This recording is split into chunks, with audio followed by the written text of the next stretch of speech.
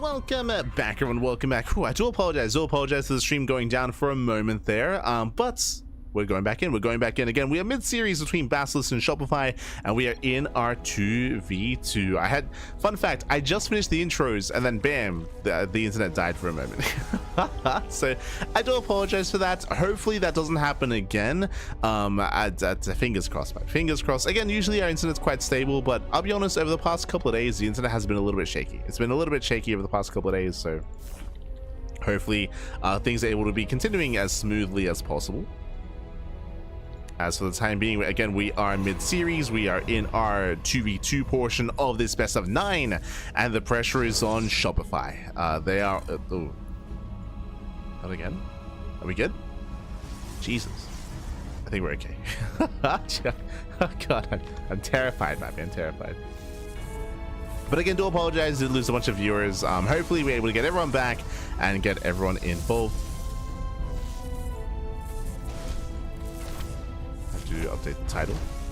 For now, we did have Hearthstone pylon blocking Trigger, so a nice little start here for Hearthstone. Going to be delaying the expansion of Trigger, and again we have Trigger and Serral up against Hearthstone and Scarlet. This should be fixed for the VOD though. For the VOD, should be able to spice it all together and continue as if nothing had gone wrong.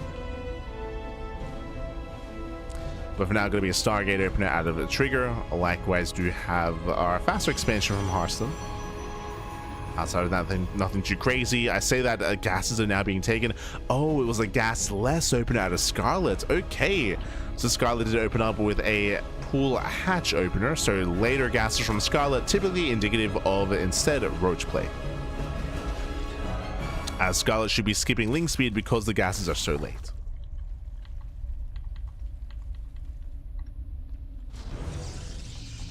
Gases are so late.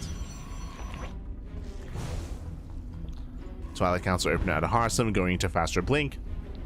And we do see Serral going for a massive surge of lings. Okay. 16 lings in production. Will be soon moving out.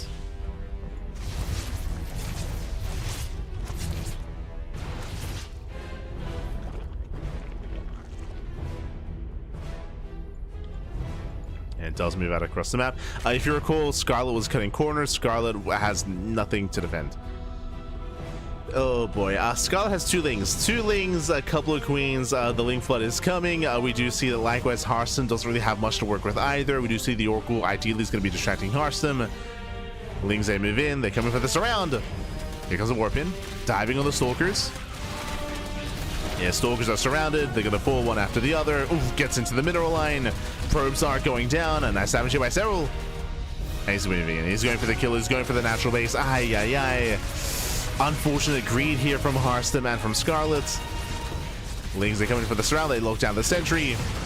Oh, the sentry falls. And this is brutal damage. Oh no. Threads the main. Okay, Scarlet does hold. Ling's very clutch Ling timing. Oh no, but the stasis pops off. Double Oracle into the main base.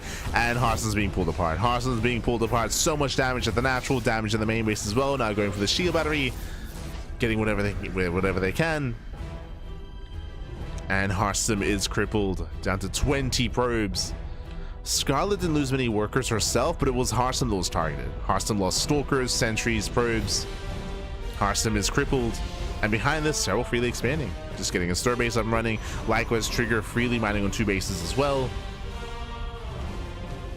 Oh, they knew that the captain, he was the one to target, Pappy. They yeah. Brutal damage. And it's going to be difficult to recover. Very difficult. Unfortunately, Hearthstone and Scarlet were just a little bit too greedy. They failed to scout the move out. And Serral's coming in with a second wave of lings. Does move in with the second wave. You can see that Scarlet had nothing in production. I believe Scarlet was feeding, or Scarlet is feeding Hearthstone. It makes sense. Like, Hearthstone took a lot of damage. Hearthstone needs money. Hearthstone's going for a massive gateway explosion. And yeah, Scarlet may not make anything from here on forward. So basically, Hearthstone's going for an all-in. Hearthstone's going for a big all-in. It's trying to at least. And that's why Scarlet has 0 units in production, because she's giving all of her money to Hearthstone. She's giving everything to Hearthstone. There we go. We have some Lings in production for Scarlet. Gateways are on the way. Oof, Lings they bust into the mineral line. Yeah, they bust in. Lair is complete. More Stalkers getting picked up.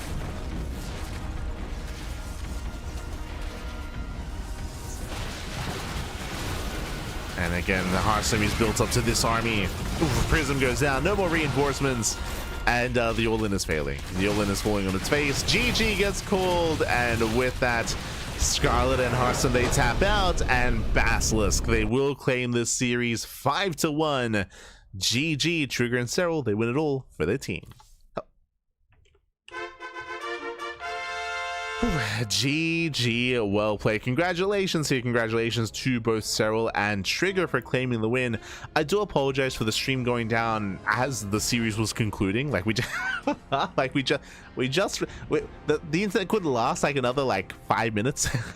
we almost fully wrapped up the first series, but again the stream did go down, so a little bit shaky there. But regardless, GG, well played. Congratulations to Basilisk, as we can switch our scenes over and catch up on the bracket itself, as we did have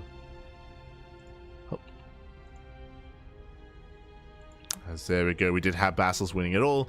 Again, we did see that Scarlet was the one player to put a point on the board for Shopify, so very nicely done. I was a little bit concerned that Scarlet was going to be the weak point in the team, just because Scarlet has been less active, is a little bit more rusty, and without Lambo as well, I mean, the 2v2 was going to be that much weaker. But no, Scarlet, she was able to hold her own. She was able to have a very strong showing against Trigger on Mothership.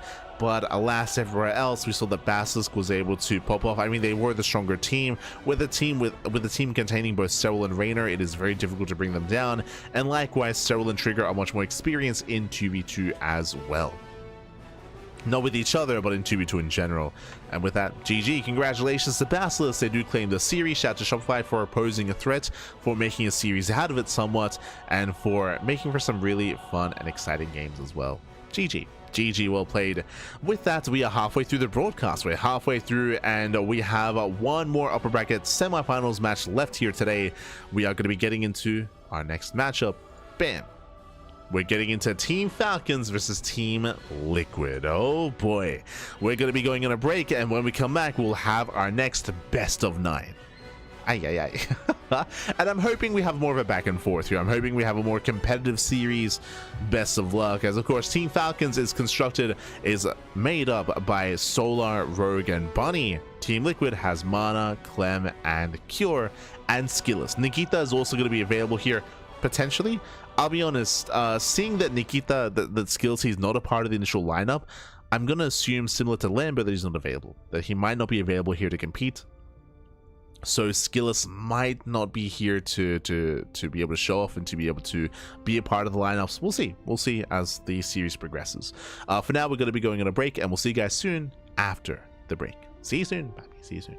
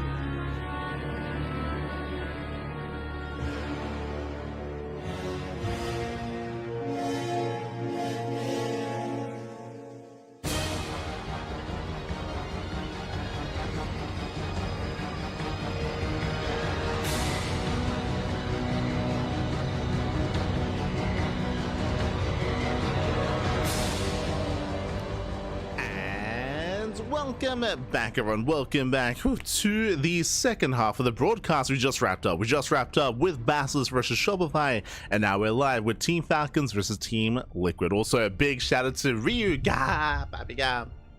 Thank you so much.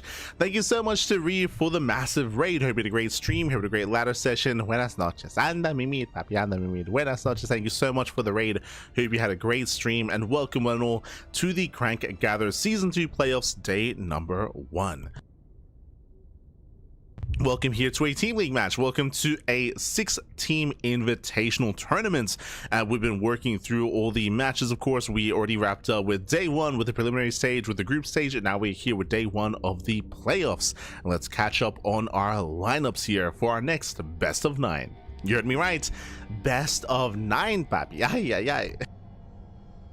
With the best of 9, first to 5. First to 5 will claim the win here, and we have our initial lineups. We do have a Rogue. Rogue is going to be going up against Mana on Tourmaline. We then have Solar versus Clem on Ruby Rook. We have Bunny and Rogue as the duo going up against Mana and Clem over on Gem Garden, and we have Bunny versus Cure on Mothership. As we mentioned before, this is the entire lineup of Team Falcons. Nikita, aka Skillus, is missing from Team Liquid's lineup, so Skillus is not quite here. He might be fielded later on in the broadcast, in the match, in the series, or he might not be available here for tonight's match. It is possible. Likewise, it's first to 5. You can see here that only the first 4 matches have been revealed. After these 4 matches conclude, then both teams will be able to reveal their next lineups, as we basically have a reset. We have a reset, then you can refield players once again with the next setup, the next lineup of 4. We'll get there. First things first though, Rogue and Mana. Rogue and Mana, they're going to be facing off in the initial best of. Let's go. As we load into Tourmaline. Coming into this, I will say that I think I lean a little bit more towards Team Falcons. I think that Team Falcons are slightly favored. Team Liquid, they have the best Terran in the world. Of course, they have Clem to kind of lead the charge and to be the ace player, but can the rest of Team Liquid rally around Clem? With Tourmaline. Let's go. It's gonna be a short one. Spawning in the bottom left hand corner of Tourmaline, we have the South Korean Zerg player. We have the red Zerg representing Team Falcons going for the 12 pool. It is Rogue. And spawning in the top right hand corner, we have his opponents. We have the Polish Protoss player. We have the blue Protoss representing Team Liquid. It is Mana. All right, well, we have the 12 pool upon us here. We should be seeing our Lings amassing momentarily.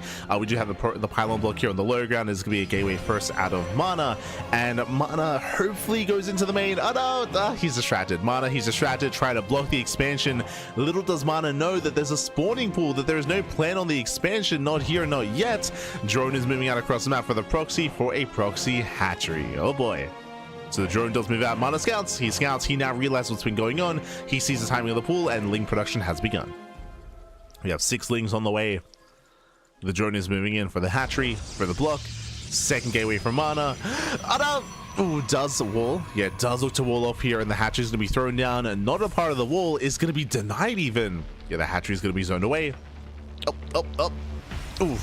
And gets thrown down a little bit further back. Interesting placement here. Very interesting. There's still a little gap here that the Zealot can wedge itself in between. Lings are rallying across the map. We're flooding more Lings from across the map as well. So more Lings in production. And the first Zealot should pop out. And again, it was a 2-gate response. 2-gate response. Second gateway is almost done. Let's go. And yeah, there's a second hole here on the left-hand side. Lings, they do slip it. Oh no! Oh, okay, they don't get this around. They do rush past. Heading into the main. They do head into said main base. Zell's trying to keep up. We have more Lings flooding. The second pair of adepts are on the way. Lings are going for the pylon. I believe that will depower one of the gateways. Oh! Yeah, they turn here to fight on the Zealots. They turn on the Zealot, and they should shut it down. They get a full surround. Zealot's going to fall. Probes as well. Nice catch here by Rogue, but the Adepts are almost done. They're almost out. Yeah, Adepts are almost out here. First Adept has arrived. Rogue, he does expand back at home. Oh. Adept does commit. Yeah, it does commit to the shade. Pylons are getting low. Jesus. Almost surrounds. Boys are being pulled, and Mana should defend. Yeah, Mana, he will clean this up. He cleans up all the lings. The lings, they get shut down. But the pylons are still under threat. The first pylon is going to finally fall. D-Power's one. D-Power's one gateway. There's one gateway left powered. Queen is on the way. More lings are flooding. This is getting out of hand. Yeah, this is getting out of hand. Adept does get caught. Oof, down goes one. Pylon's under fire. That's the only pylon left. D-Power's everything. D-Power's everything. We have one Adept. We have one Stalker. Decent kiting here out of Mana. The shield battery in the main base. He will save the Adept at least, but he will lose everything on the lower ground. Ay, ay, ay. And Rogue, he never droned, by the way. He's still rallying. He's still rallying everything across the map. Rogue is completely all in. The creep is spreading into the main. It took a while, but this is slowly getting out of hand. There's that recall. Saving the Stalker. No, didn't save it. Didn't save the Stalker. Stalker went down. Lings are getting caught here on the A move, which is a little bit unfortunate. So some wasted DPS here on the low ground. We need the Lings. There we go. Yeah, so a bit of miscontrol by Rogue. He will lose the Queen. Queen does go down. So again, we had some miscontrol. Likewise, shield barriers are complete. Mana, he can win this fight. Yeah, he can and he will. You gotta respect the probes. As Mana, he's holding on. He's holding on to his one base. Shield barrier's under fire. Queen moves in. Battery goes down. There's the energy overcharge. Saving the Adept. Boys are being pulled, but the shield barrier runs out. Surrounds the Adept. GG gets called. Mana is broken, and Rogue will win the first game. GG. Whew. GG, well played. With that Rogue, he will take a lead in this series. Again, unfortunately, it was a late scout from Mana. If you remember, Mana, he had a late scout as to what was going on. It took him a little bit longer to realize how committed this was. We also had a bit of a shaky response out of Rogue, as Mana, he was delaying the hatchery initially. It was very nice. He was delaying the hatchery. Eventually, it got up. We did see the 2-gate response out of Mana. Unfortunately, he was unable to save his low ground. He was unable to save his pylons. Eventually, Rogue broke through. He committed very hard, of course. After a certain moment, I think I assumed that, okay, we're going to start droning. Mana had held. He initially did hold, but we just kept rallying. We just kept rallying more and more Lings across the map. Eventually depowered the gateways and eventually broke Mana. GG. Whew. GG, well played. With that, Team Falcons. Team Falcons, they take a lead in the series, and we'll see if they can continue that lead. We'll see if Team Liquid can bounce back. As up next, Solar versus Clem. Let's go. And again, Clem, he's the ace player of Team Liquid. Likewise, he is the best Terran in the world, so if there's anyone to bring it back, it would be Clem. And here we go. Spawning in the top left-hand corner of Ruby Rock, we do have the South Korean Zerg player. We have the red Zerg representing Team Falcons. It is Solar. And spawning in the bottom right hand corner, we have as opponent, we have the French Terran player. We have the blue Terran for Team Liquid. It is Clem. Here we go. Ooh, now, as a reminder, these are still best of ones, right? These are best of ones. So even though I would say that Clem is favored, Solar can take games. He can take games. He can even take a series on a good day as well. But Solar, I'm curious to see if he has something cheeky up his sleeve. Welcome to Ruby Rock. Ruby Rock, we spoke about this previously, is a very aggressive map. It does favor 3-base all-ins and 3-base play. The last series we saw on this map was between Bjorn and Reynor, where Bjorn, he went for a very committed 4-base push. He committed very hard. His goal was to end the game. He did not get a Ghost Academy. He did not tech up into Marauders. It was purely Marine Widowmine, and he failed to break Reynor. Reynor barely held on. He held on. He survived, and he was able to snowball out of control and take that game. We'll see if Clem does something similar. We'll see if Clem goes for an 8-Rax. That's what I'm looking for. So we shall see. And again, as a reminder, the rush distance by ground on this map is very short. Very short rush distance by ground. We're like a screen and a bit apart from each other. From third to third, the rush distance by ground is also very direct as well. And we'll see who decides to be aggressive, whether it's Clem with something like an 8-Rax with heavy bio play, or with Solar going into roaches, which will also be an option.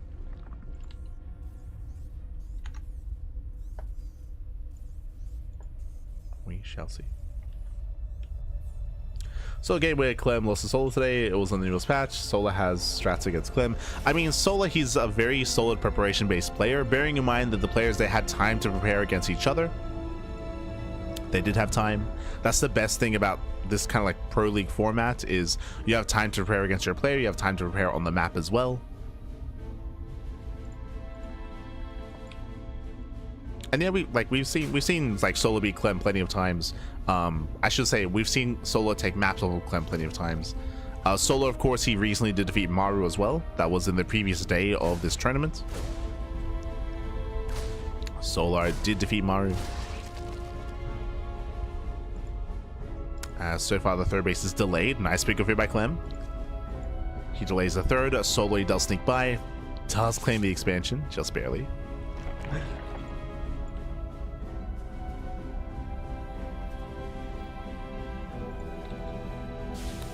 And Clem is going for a third CC before Starport. Okay, so economic build here out of Clem, and Solar likewise settling into a standard early game. We'll keep an eye on the gas income. That's going to be the big tell. Whether we pull into gas early on, that could be indicative of early Roach play. Otherwise, we could just settle into Ling Bane, and if we go for an earlier lair, we could see Spire play as well. We'll keep an eye on Solar. From Clem, everything's normal, everything looks standard. Clem is willing to be hyper aggressive, but we're not seeing that here.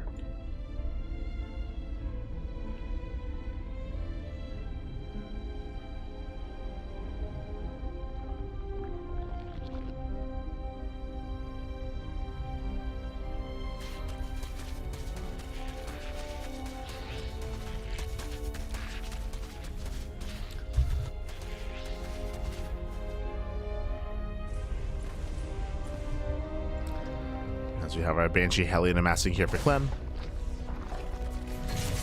Again, so far just a standard game state. It does pick up one tumor.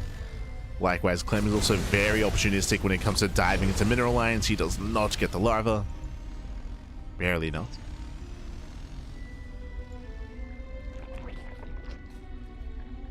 As Solar does go Eva Chamber first. Okay. So early Eva Chamber leads into early +1 carapace. This is ideal against by a heavy play. Did scout the third CC. But it almost looks like Solar's getting ready for like a 3CC 2-on-1, which isn't what's coming out. So this looks like a little bit of a misread. Hopefully Solar gets spores soon. There we go. Spores are on the way. Getting a safety spores, getting ready for the Banshees.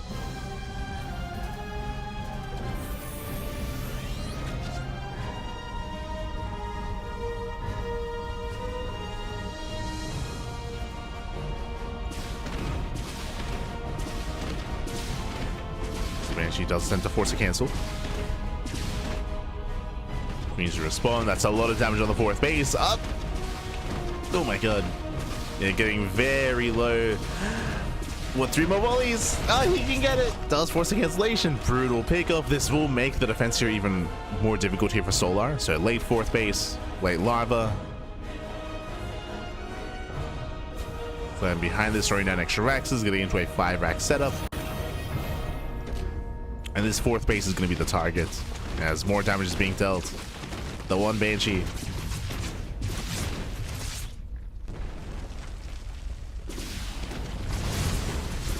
Helly's 8 having the queens, no detection. One queen does get picked up. Ay, ay, ay. Gets one, gets 2 queens. Not like this. Oh, god. Heather's getting out of hand. They're going for a third queen. Thankfully, there are some transfuses. But another queen goes down. And we mentioned it before, but this is all just to weaken the fourth. It's all just weakening the fourth base. It's going to weaken the defense for the main push. Catching up more drones, and it's getting out of hand. 4 drone kills, 3 queens. And we're building up towards that timing. Solar he attempts to go for the run by. Clem is in position back at home.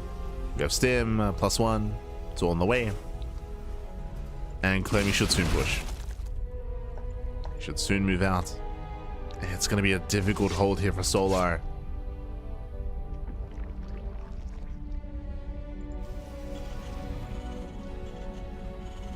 As we should be lighting this up with the upgrades.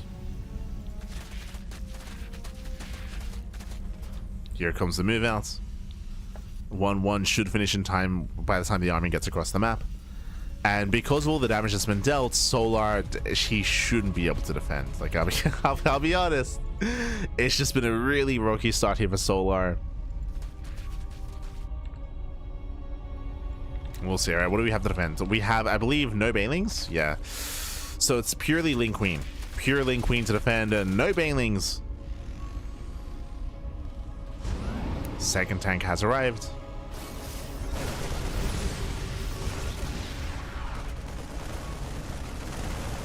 Hydra production has begun. Okay. With those Hydras, Solar, he can defend, but oh god, the base is under fire. Solar collapses in, diving on top of the tanks. Hellbats are in position, they protect the tank. One tank goes down. Lings, they get shut down so hard there. And the base will fall. Yeah, the fourth base is forfeit. Starter steps in, picks off the drones. And again, the early game damage led into this kind of game state. Led into this fourth base dying. So the fourth base goes down for the second time. And the dominoes are falling. Like, the dominoes have been falling one after the other ever since we saw the first cancellation on the 4th.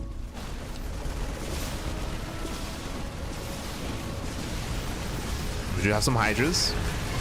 We have a decent Hydra count. Marines, they can just stim. Yeah, they can just stim. They can win. They can stim in. They dive into the army. GG gets called. And Clem ties up the series 1-1. GG. Whew, GG, well played. A very clean game here by Clem. Again, it all began with the first cancellation. Like, as soon as we saw that, it's like, we're gonna lose this base. Like, it's not gonna finish, it's not gonna get up. We saw the cancellation. We saw not just that, but 3 queens went down and 6 drones due to the Banshee harass. Brutal damage, and that was a setup. That was a setup for the 4th base to go down to the first push.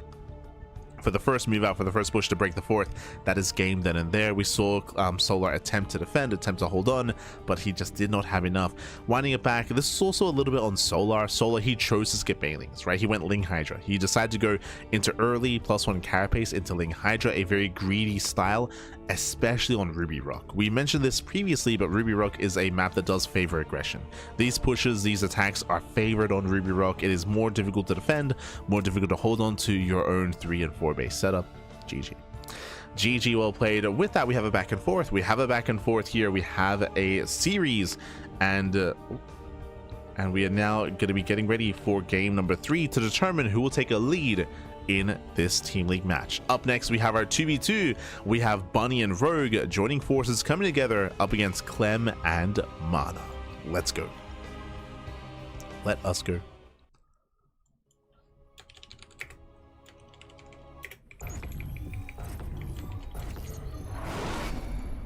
So we set up the title, we step into our 2v2, and spawning in the top left hand corner of Gem Garden, we have our blue duo.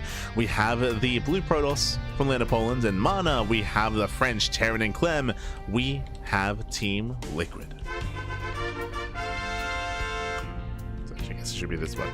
There we go.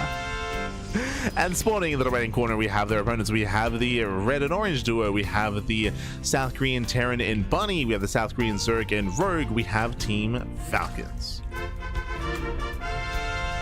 Let's go. Let us go. Now, stepping into this, if you're unfamiliar, Clem is one of the best 2v2 players in the world. Straight up. He's one of the best players. When it comes to 2v2, when it comes to duos, the best duo is Max, Pax, and Spirits. They're the best 2v2 players themselves, but they're not a part of this league. And who is comparable to Max, Pax, and Spirits? Well, Clem and Trigger. Clem and Trigger, they are the second best duo in the world. Unfortunately, though, because of how this Team League works, Trigger's on Basilisk, Clem is on Team Liquid. They cannot play together. They cannot play together. So instead, we have Mana as the Trigger replacement. He is a Trigger replacement here. And I'll be honest, I have not seen Clem and Mana play together before. So Clem is very well versed in 2v2, Mana less so. So we'll see if Mana can acclimate, and we'll see if Clem can kind of direct Mana in like a right direction. Meanwhile, on the other side, both Rogue and Bunny are also very inexperienced. Their only experiences in 2v2 have been this tournament so far, so they haven't really played too much of 2v2, and they're kind of feeling the way into it. They've been having some success, Jesus, as Rogue is being hyper greedy, going hatch, pull, hatch, gasless opener. Very, very greedy here from Rogue. We'll see if we can get away with it. We'll see if he can get away with it. Meanwhile, we have Bunny going for a standard double gas opener, double gas faster factory, delayed CC out of Bunny. On the other side, we have Clem going for a standard economic opener, ranks expand, likewise gate expand out of Mana. So Mana and Clem going for standard economic openers. We have Rogue being hyper greedy. We have Bunny being very safe. So we have an interesting kind of approach here between all of our players. I do favor Mana and Clem's position here, unless they're not able to punish Rogue. So Stargate open out of Mana, opening up Oracle. And again, we'll see if Bunny and Rogue can get away with the start.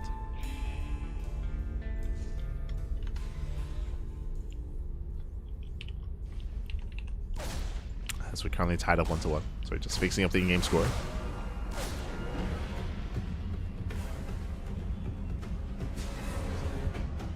Gas is now being taken here for a Rogue. Typically when you open up gases like this leads into Roach heavy play, as you would skip link speed and just skip link production. We'll see if that's going to be the case. As the gases are still on the way. Overlord scout into the main.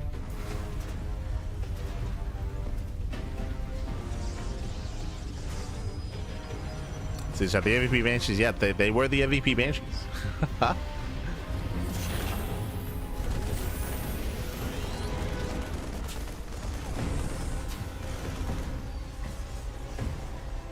Solo agrees with Serral and Reynor that Banelings without speed are a waste when playing versus Clem. If you're referring to the defense at the 4th base, that is not applicable, as Baneling's speed would have been done if he did decide to open up Ling Bane. So that statement doesn't really apply to defending the 4th base in that previous game.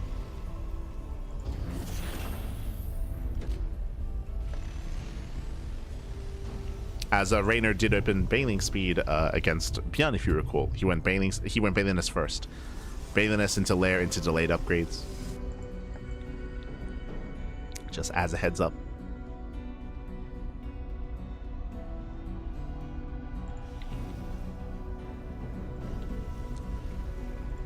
As we have a Clem poking in. So far, Bunny is going to be able to zone away.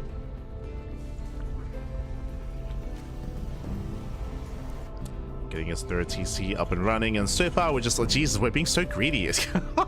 Wait, has Rogue made any units? Rogue has made 0 army units, by the way. He has made purely drones. 0 Lings, 0 Roaches, 0 anything, just pure droning up, taking every gas geyser as well. You cannot get greedier than this. Now it makes sense how, because of how greedy he's been, he's rushing into mutas. And he droned up to 3 bases as quickly as possible. Now getting a 4th, and again, he made 0 units, or 0 army units, except for Queens. He's relying heavily on Bunny to protect him, and so far he has.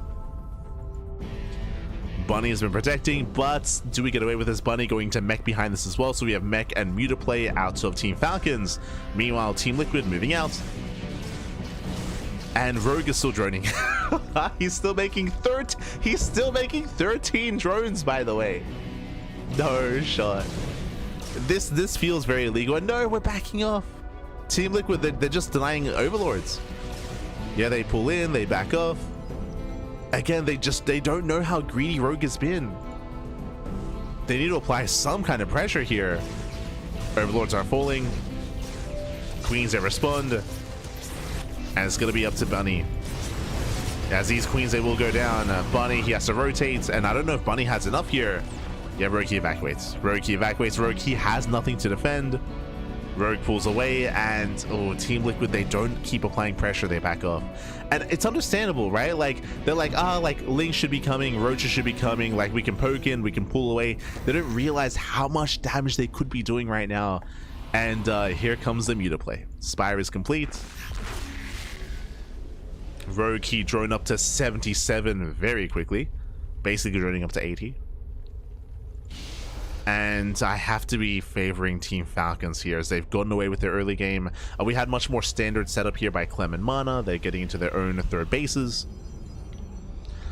Now, what I will say is that Rogue, he got away with this, and Rogue is going to get into mass muta. Bunny is much slower to really evolve and to really get into this game because of all the mech, right? Like the production is slowly getting up and running, the upgrades are slowly in there as well. Bunny doesn't really have much to work with, so Bunny is heavily reliant on Rogue right now to harass, to deal, and to gain map control to allow Bunny to also build up into mech. So Bunny, he's going to take a lot longer here to really get into this game.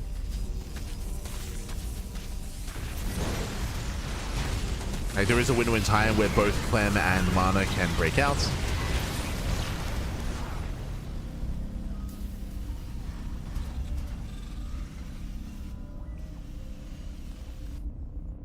Let's take on the mutas. How many mutas do we have? 13! 13 mutas, let's go! Soon to be 19. 19 mutas on the way. We do have some defenses here. Did we scout? Yeah, okay, the spy was scouted, thankfully. So they know. We have Mass Phoenix in production. Turrets are finishing up as well. We have 4 Phoenixes so far. And thankfully, Mana and Clem, they're for the most part prepared for this. Yeah, they are prepared. They zone away the mutas. Now remember, these mutas, ideally they get damaged, but likewise, I think it's okay if they just buy time, if they just distract, right? If they can contain the blue team, Team Liquid, back at home, then Bunny can max out with mech. So again, Bunny, it's taking him longer, but he's slowly building up his mech composition. It's all about Rogue buying time. I mean, ideally he gets damage with this, but Bunny, he'll settle for just buying time for mech.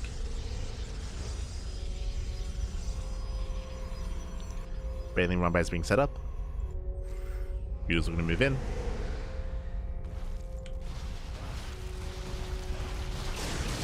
Oh.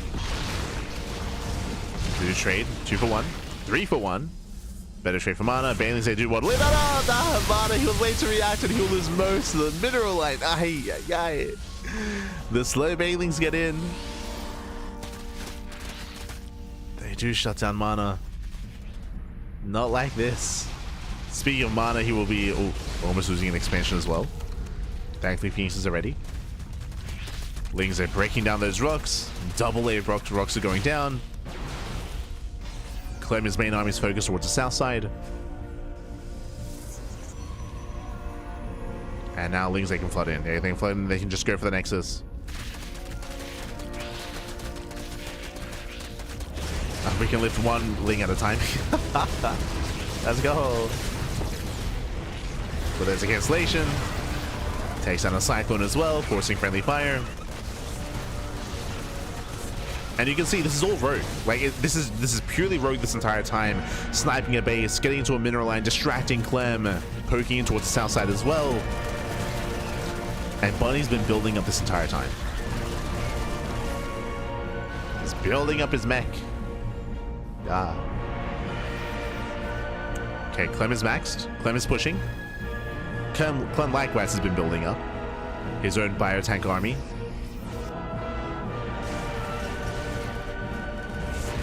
Lings, they're going to run by. Clem is being active, he's pushing.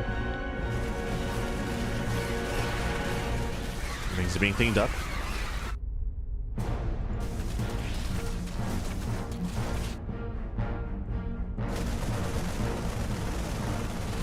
And Bunny, they're not quite in position. You can see Bunny, he's here in between the bases. He sees. Yeah, he does see the Phoenixes at least. Now Clem, he has a much more mobile composition, and Bunny, you can see he's rotating over towards the top side. Clem does strike the center. Oh, still looking for a way in. Tank shots going off. Marines, they do slip in towards that pocket base. Bunny's trying to keep up. Oof. Yeah, brutal tank volleys. Brutal tank shots. Mutas they can clean up as well. Nice catch on the Phoenixes, getting 1, 2, 2 Phoenixes. Rogue goes for another run by. Oh, the Templar doesn't go for it. Yeah, Lings, they flood in towards the main. Another run by here towards the south side. Rogue doing an amazing job here, just harassing. And again, Bunny, for the most part, has been defending well. For the most part. Ooh, so that's a kill. Yeah, kill on the Nexus. As they slip in with their bases, they catch out some Marines. And as we bleed out mutas, what is Rogue replacing this with? Ultras. He's making 6 ultras at a time. We're happy to throw away these mutas at this point. The ultras are coming. Get into another base. Clemmy's had enough. You can see like Clemmy's like, I just want to push, Pappy. I just want to attack.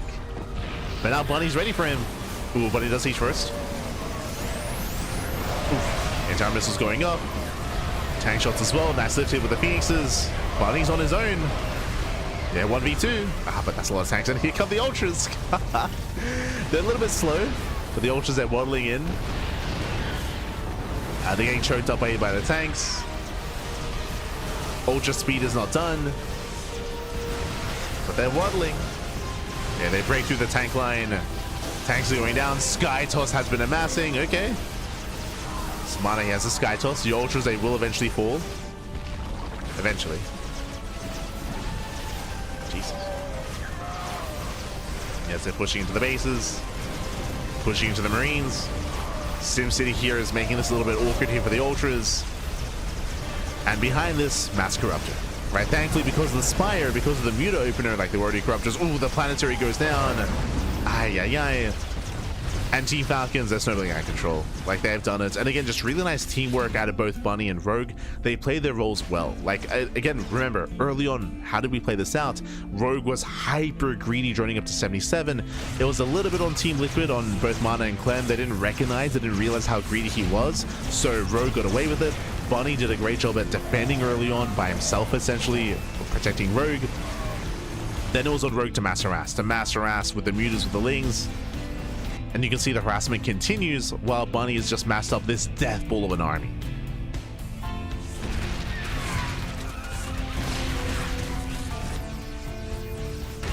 And it was Clem and Mana that were just stuck in the defensive, right? The entire game basically just stuck in the defensive, stuck trying to keep up.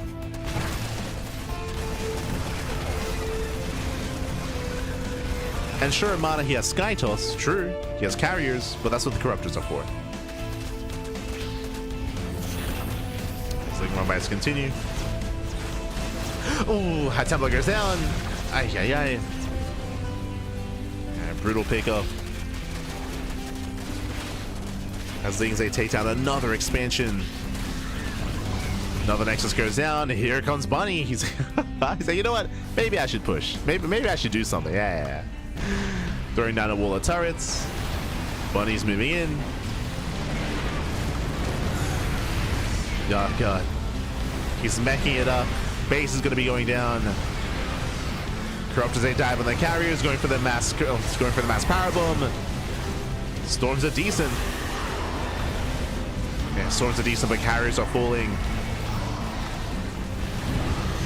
As it's going to be 3-4 carriers going down. Vikings, they come in to support.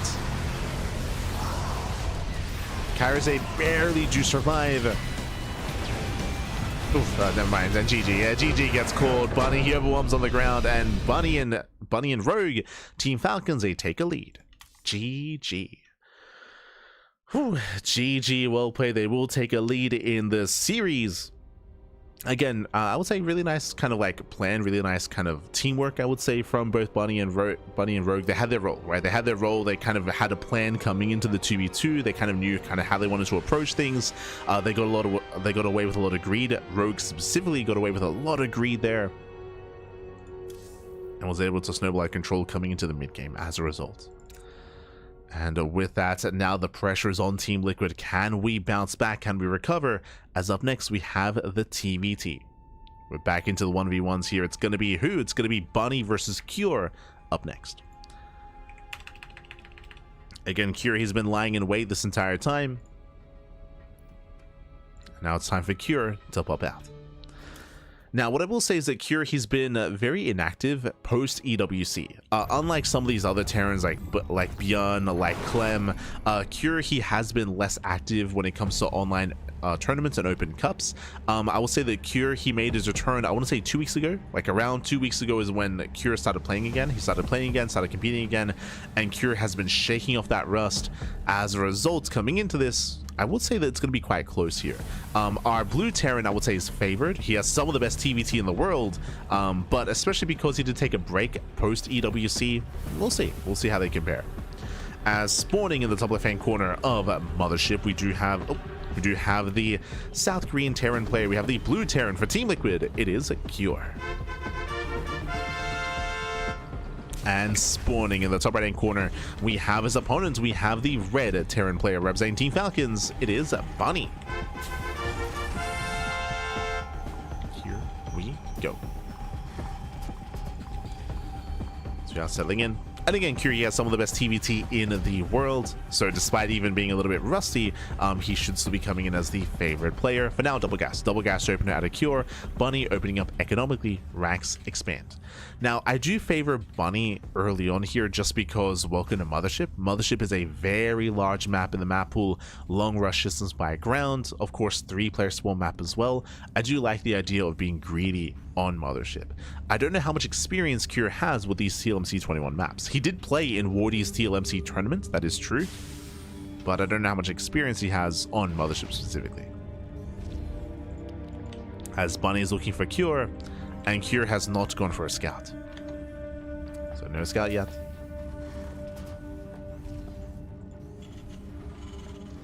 The Falcon drank the liquid. Ah, let's go. Since has Clem played in the 1v1? Yes. Yes. As was stated in the chat, yes, Clem versus Solar was earlier in the series.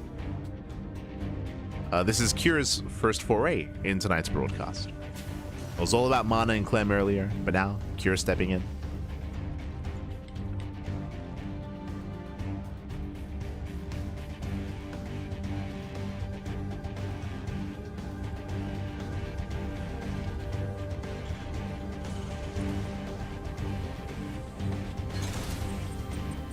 As Reaper does poke in, does scout, does confirm Bunny's location. So they're now aware of each other. Cure now going for a much later expansion. But again, Cure's tech is faster, so he's got his faster factory. Can lead into his own starport.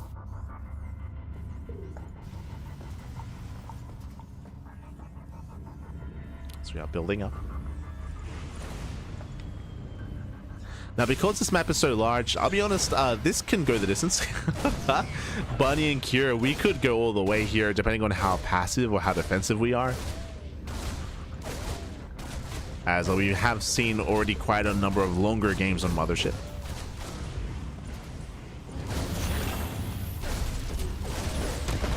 As Reaper Hellion dives into the main base, so far the first Marine does go down, the Hellion does pull out just in time to defend, and with that Bunny does hold.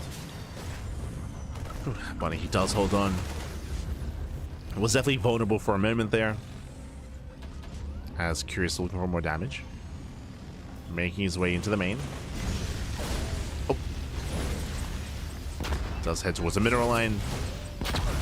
Bunny does pull away in time. One SCV goes down. Get the one.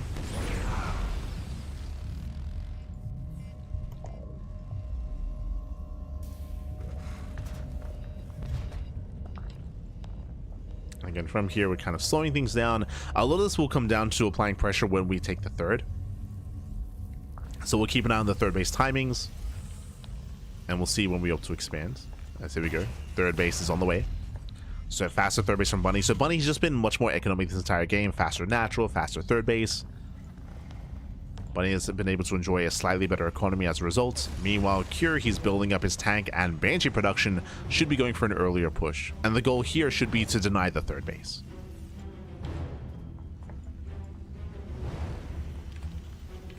So Cure, he will have the tank lead.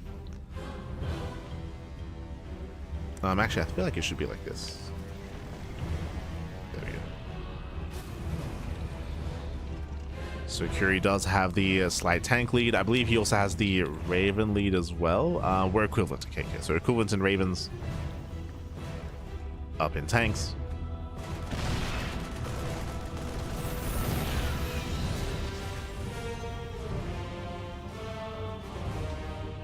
Bunny, he may have played mech in the 2v2, but here he's getting into bio. Throwing down more Maxes. And here comes Kier's move out. And as you mentioned, the goal here should be to deny the third base. There is a position that you can set up here on the low ground to try to siege up in towards the natural. We'll see. As Kier is expanding on location.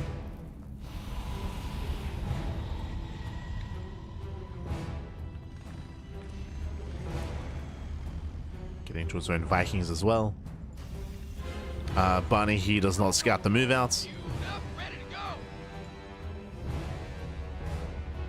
And we'll see who catches who.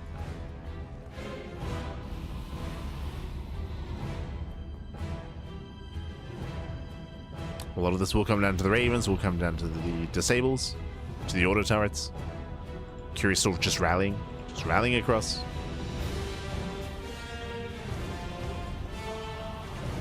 And there's just a massive area here in between the bases. He's moving in, he's going for it. Here come the disables, he gets one, he gets two. Bird tanks get caught out, Marines are pushing in, there's a first auto turret. And Curious trying to get on top of those tanks, it looks like he will. There we go, he takes down one. Boys are being pulled. And this is just brutal damage here. We'll lose the entire mineral line. Curious has done it. He breaks through, takes down both tanks, now getting on top of the third, and there's nothing left for Bunny. As you mentioned, once we get our third bases, that's when we typically have aggression.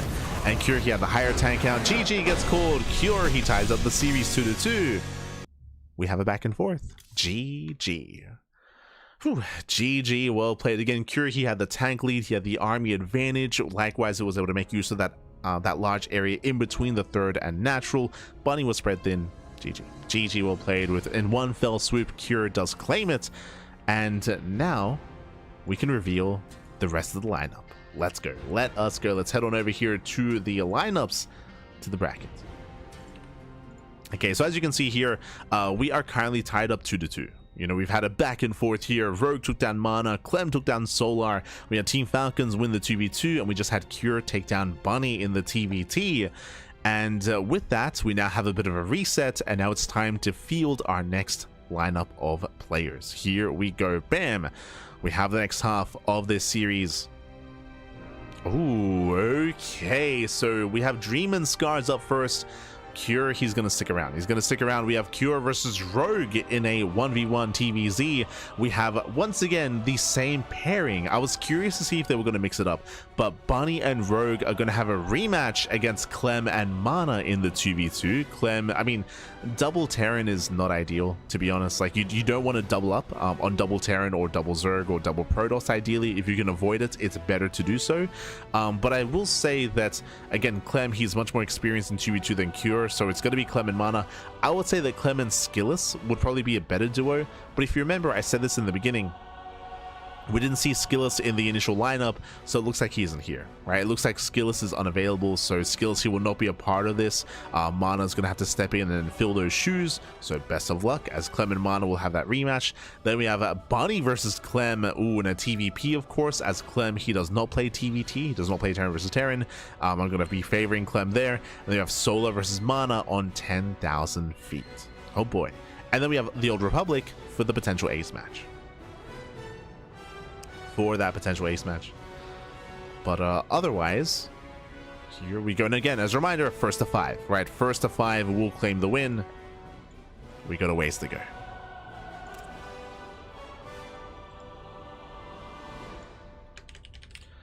As up next, I'll be honest, this can go either way. I'm really curious to see how this goes. I think I'm going to be leaning towards Cure. I do lean towards Cure here in this next matchup. But up next, we do have Rogue and Cure facing off on Dreams and Scars. Let's go.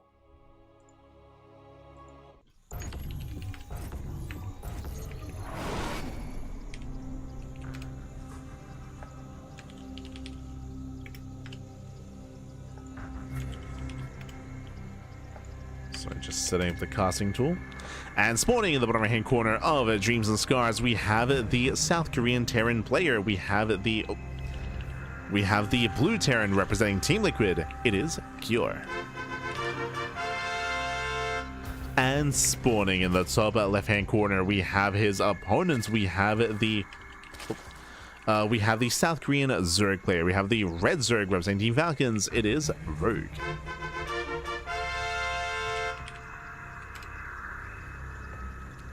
Here we go. Whew. And again, once again, we have the, I believe this is the dream spawn. For those that are curious, you can spawn either horizontally or diagonally.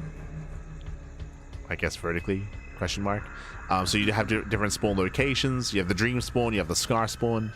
Personally, I feel like I think the scar spawn is better, but regardless.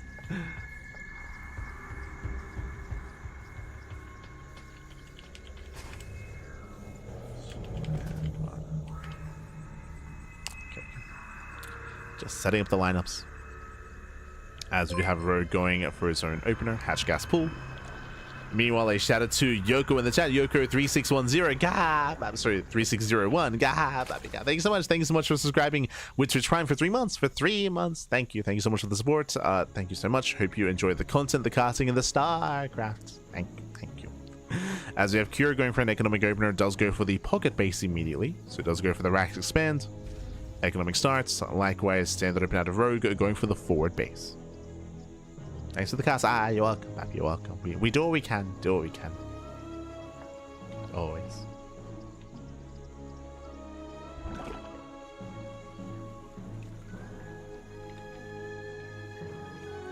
Gonna bet 5-14 Falcons. I mean, I'll be honest. Like, I feel like there are certain matchups that are. There are some of them that are a little bit more one-sided, right? Like Clem is favored in his series, Sol is favored in his series. But I would say that between Rogue and Cure, this can be a spicy one. Same with the 2v2 as well, right? There are some of these matchups that are a little bit more unpredictable. At least a little bit more.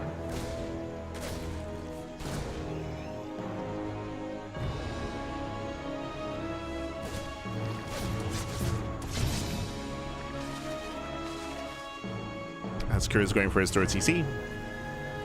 Third CC before Starport. Economic start at the Cure. And we'll see how Rogue does open up. Does he go Lair first, Bailey Nest first, or Evo Chamber first? He has a late third. Wait, what? Sorry, my apologies. I'm getting ahead of myself. Where's the third expansion? Rogue did go for the forward base. That means it's going to be difficult to scout. And Rogue, he stays in gas. Yeah, he stays in gas. This looks like a Roach all in. Yeah, Rogue is being cheeky. Now, okay, a couple of things here. Because of the layout of this map, because there's a pocket base, I mean, Cure can't see. Cure, he doesn't know that there's no expansion. Everything looks normal for the most part, except for the fact that, again, Rogue has been mining gas. So, fast lair. That is a 3:30 lair timing or 3:20 lair timing. Second gas is on the way. In my mind, this should be a Roach rush on 2 bases. Technically, this could be 2-base Muta. I don't like the idea of 2-base Muta in ZVT. Like, it is so risky to get away with. We'll see if extra gases are going to be taken. If it's going to be 2-base Roach, we should be seeing a Roach Warren now. Otherwise, 2-base Muta, which can be punished quite hard. Behind this, it is 3CC 211. So Fast Stim is on the way. This leads into a 5-minute drop. Reaper into the main base, scouts the lair, scouts the gases. Cure, he knows. Cure, he scouts, he confirms. Rogue, he failed to deny the scouts, going for a very late third base. Gases are being taken. Show us the Spire. Show us the Mutas. There it is. 2-base Muta here. Hyper greed out of Rogue. The problem, as we mentioned, is that Rogue is going for a 2-1-1. What that means, of course, is that we're not going for Banshee play. If this was a faster Starport, we were going to Banshee harass into Hellion Banshee, into a bit of a later stim timing, but this is a faster second racks into faster stim into a 5-minute, into around a 5-minute, oh sorry, I should say 5 minute, into a 5:30 double medevac drop. This hits later than a regular 2-1-1 because of the faster third CC. So this is an economic variation of stim timing of double medevac drop. Ling's able to delay mining at the third base at least. Okay. Bailey Nest is on the way. Now, because we're spending so much gas on the Spire and on Mutas, that means that upgrades are delayed. So Evo Chambers, they should be late when it comes to this build, and they are late. That means that the Ling Bane is weaker than normal. The Ling Bane is going to be weaker. The Mutas have to make up for that. Marines are amassing. Here come the medevacs. Here comes the drop. Here it is at 5:30. Here comes the move out. We'll see if Rogue can force Cure back home. That's the best chance, the best case scenario. Lings, they once again hit the third base. SCVs are going down. But here comes the push. No armory, no Hellbats. But I think Rogue just dies. he might just topple over here, I'll be honest. Like, Mutas, they cannot defend against this. We do have a decent amount of Ling Bane, but Marines, they kite back. Mutas, they go for the Marines. Oh, can he kill them? We're down to 5. Barely, just barely holds on. But, oh god, so much damage. 15 drones go down. Rogue, he survives, but at what cost, Babby? At what cost? At the cost of a full mineral line. Ay. And the pressure's on Rogue. The pressure's on. At least he denies the third base. True. Third base is denied. Mutas, can they find any damage in the main? There's turrets. I can kill an SCV.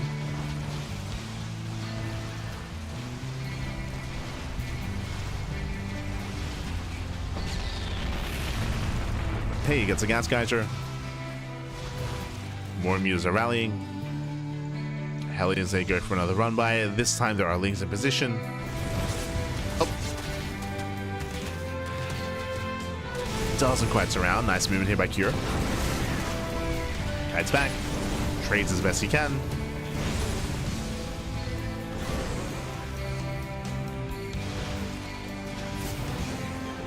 The Mutas are finding a little bit more damage here. Again, Rogue is in a worse position. He's still behind. Rogue is still stuck on 3 bases. He's still not on full saturation. Meanwhile, Cure is getting his third up and running and has an equivalent worker count plus mules.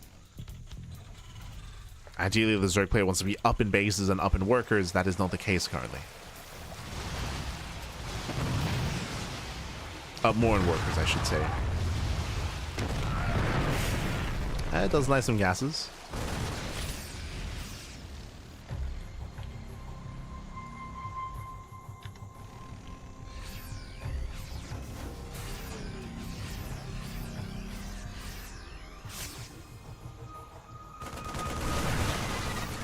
As Ling Bane is barely done in time. Rookie's holding on. Oh, cannot chase off a creep though. Cannot chase off a creep.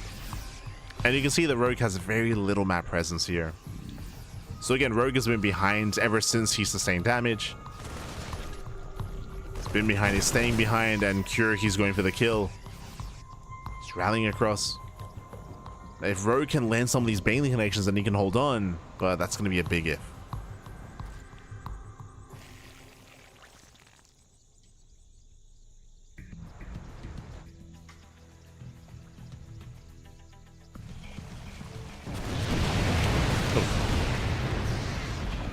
As Cure backs off, okay. Cure, he pulls away, he backs off. I mean, to be honest, there's no rush. Like, yeah, there's no real pressure on Cure to move out across the map. Like, Cure, he's still looking very comfortable. He's working towards 2-2. Now, what I will say is that Cure not pushing is giving Rogue some time to potentially get some damage done. Right now, there's some opportunities here for Rogue to pull off a run by, a counterattack to get into one of the bases. There's a chance.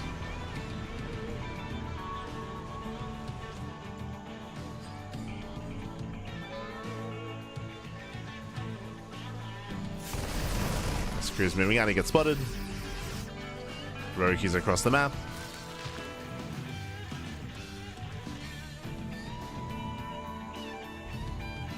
But the defenses back at him are brutal. The wide shots! Oh my god.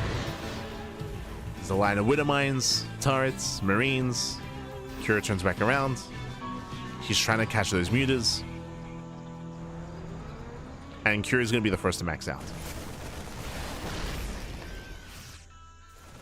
And again, Rogue's army is so fragile.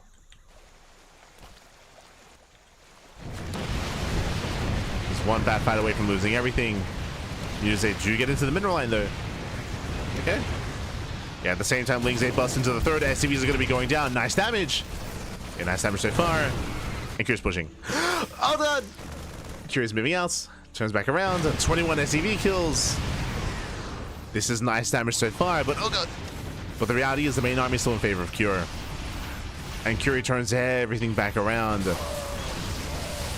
He's not doing anything with the army. Okay. As Rogi gets into the natural. Picks up more SCVs, 25 SCV kills. And Rogi's almost forcing an all-in out of Cure. Cure, we have to achieve something with this army. He's been posturing in the center this entire time. He's rotating to the top side. There's a hatchery, but no drones. Now, where are we going? What's the what's the plan, Babby? What's the plan? Oof. As he turns back around. Yeah, he turns all the way back around, and with that, Rogue takes the lead. Rogue, he's able to drone up, able to have a superior economy. Now he's taking up into Hive. Now, I say he takes the lead. Technically, I do still favor Cure's army in a head-to-head fight. True. In a head-to-head fight, I do still favor Cure. But now Cure, he's lost momentum. He's lost momentum. He's stuck at home. He took a lot of damage. So he has to defend to secure himself. And this is giving Rogue the time that he needs to get into Hive, to get into 3-3, Adrenal, and potentially even Ultra Tech.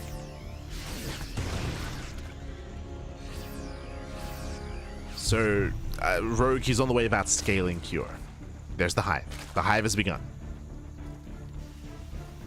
So the Hive is on the way. Rogue, he still needs a little bit more time for Hive Tech.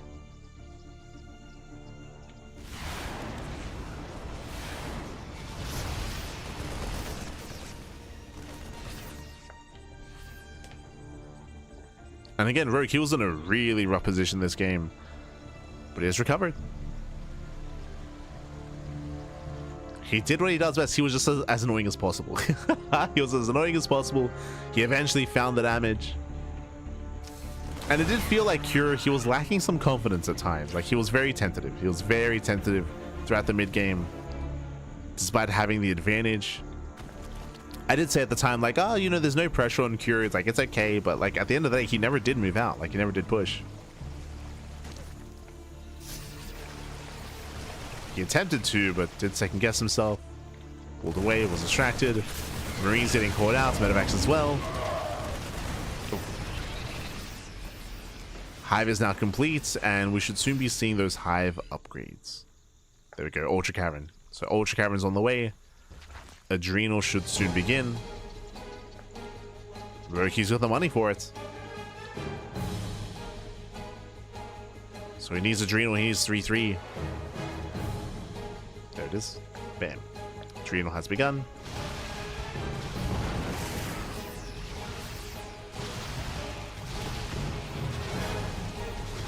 So a little bit of a delay on the upgrades. I mean, I say that we're happy. We need them. Oh, Rogue, he has not got him +2 melee. Uh-oh. That's a big oversight. Yeah, that's a big oversight. No +2. At the same time, though, as one army moves out, Rogue moves out. Oh, the mine shots! Oh my god! Runs through the minefield. The music going to be thrown away. As another Widowmine connects. That was 3 meters going down. Links, they do flood into the bases. Ooh, gets into the mineral. Jesus. Takes down 16 SCVs.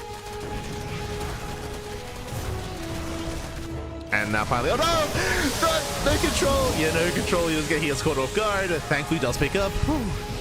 Does pick up, does pull away, does save his army just barely in time. That was very close. We have plenty of Ling Bane where that came from. Yeah, shuts down the army. Rogue, he defends. And Cure, this is it. But now there are Ultras. Not the best upgraded. They're gonna be 1-2 Ultras. So not the best upgrades, but I mean they'll do the job. It'll be fine. It'll be fine. Remember, there are no ghosts, right? There are no ghosts. Marauders, they can hold their own.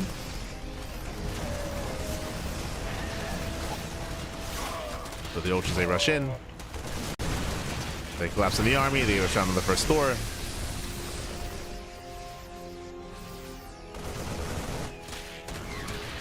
Some other planetary pools. Down goes another expansion, another mineral line. Curious being cleaned up. Oh god, gee. A little bit of miscontrol towards the end. And again, Rogue, he has the money for set upgrades, but I mean, it's fine. Like, it's far enough ahead. Doesn't really matter as much. Fury does start to step in. Rogue has to be patient. He has to wait for the banelings, wait for the ultras. Another base is folding, but this is the final army here for Cure. He has no economy. This is all he has left. And Rogue now just claps in. Oh no! Oh. The army runs into the banelings, and Cure is being completely cleaned up. And Muta's a race back home. We get some massive Thor shots. But Medivacs are being chased, and yeah, Cure is scanning. He's scanning, he sees the economy. Cure, he was ahead in this game. He was ahead. He had a very strong start. But again, he was just a little bit too passive. Didn't press the advantage. I assumed it was okay that he just go for a later timing, but no, he just...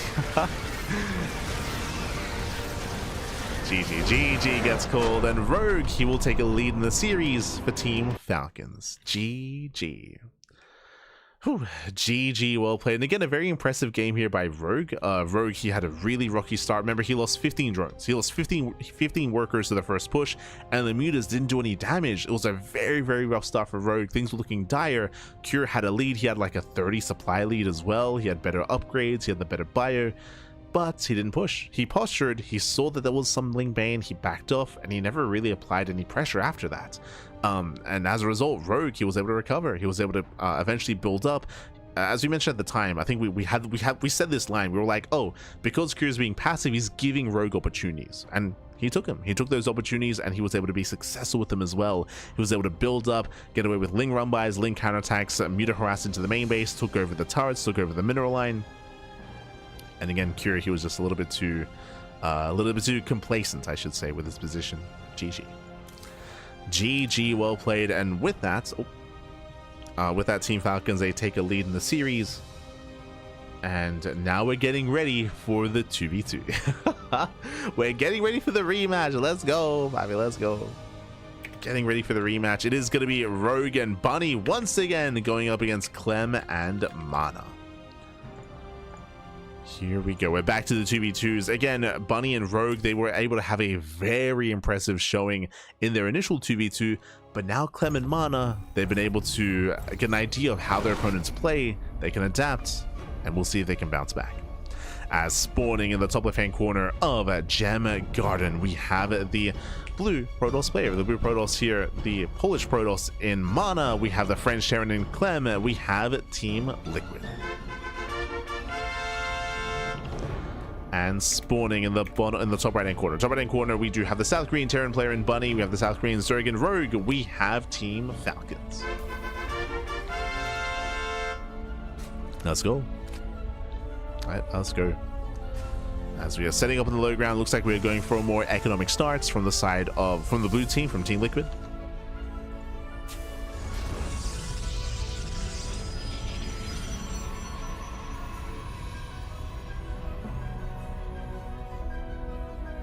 Go. So now staying on the low ground. Now previously we did have a hyper greed out of Rogue. He went hatch pull hatch into mass gases, into droning. Rogue didn't make a single Zergling until the later stages of the game. He was hyper greedy. No, surely does the same thing twice though, right? All eyes are on Rogue.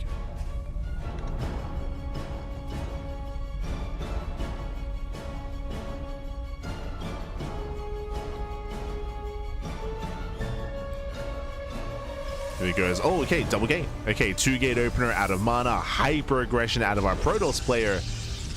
Going for a double gate opener. Meanwhile, oh, Rogue is going hatchery into spawning pool. Hyper greed once again out of Rogue. And Team Liquid, they can punish this time. We're going Rax into reactor before the CC. Hyper aggression here out of Team Liquid. And it's going to be a tough hold for Bunny because Bunny's on his own. Remember, Bunny's on his own. Insanely late spawning pool, late gases, late Ling speed. Like, it's going to be a very difficult defense here early on. Let's go. Should be Reacted Reaper. Yep, Reacted Reaper Hellion out of Clem. Meanwhile, we have Reacted, I say Reacted, we're going to be chronoing out Adepts out of Mana. So again, Hyper Aggression. Hyper Aggression. We do have Double Gateway for Mass Adept. We have Reacted Reaper. We have Hellion support behind this as well. And Bunny's going to have to defend by himself. No shot. I mean, Queens will help, I guess. There's going to be one Queen per base.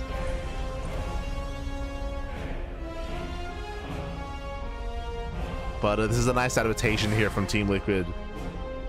They were assuming that Rogue would be hyper greedy again, and he is. So they gambled. They gambled well. They did gamble well here. I mean, they also confirmed the hatchery timings of Rogue. Adepts are moving in. Rogue is droning because of course he is.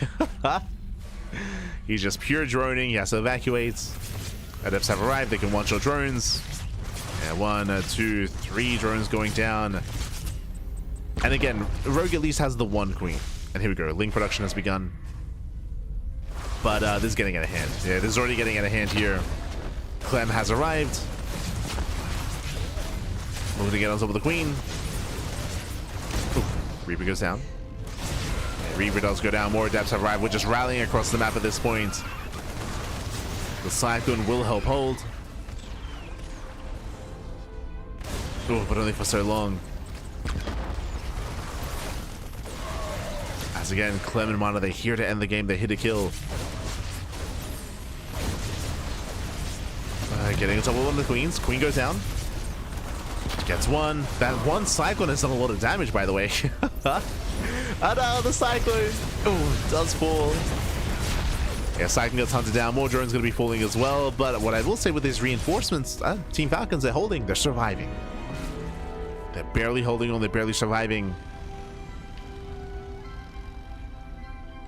How much damage has been dealt? They've killed 4 drones so far. Is that enough? As Lings, they can't quite keep up.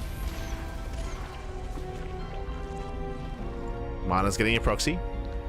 Setting up proxy. Behind this, we do have Blink. So Blink is on the way. That's going to be 4 gate Blink. At least 4. We can go up to 6 gateways for a 2-base all-in. Likewise, Clem is going into reacted marine production, into tanks, into more Raxes. He's switching into Biotank. So he's switching things up. But again, aggression is still on the table here. For now, though, Bunny and Rogue have held. They've held on. They survived the first wave. Will they survive the second? And again, a really impressive defense, as Rogue only lost 4 drones and a couple of queens, to be fair. 2 queens that go down. But could have been so much worse. Link speed has just now begun at 5 minutes. 5-minute link speed. Let's go.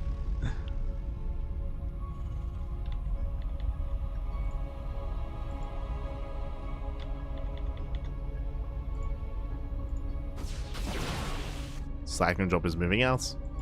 Ooh, the proxy gets found. Uh-oh. Yeah, they find Mana. Cyclones, they get into the main base of Clem. Clem is otherwise distracted. As remember, they're getting ready for this all-in.